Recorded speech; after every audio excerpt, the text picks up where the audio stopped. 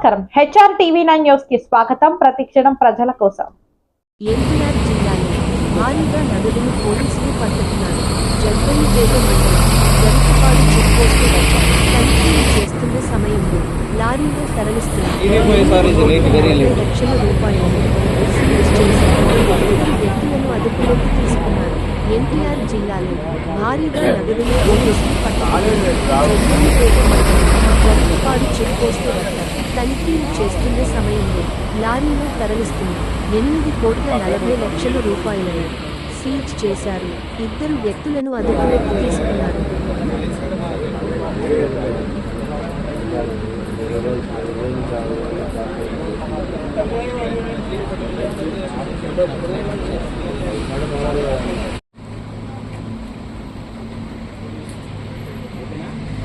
Thank you, sir.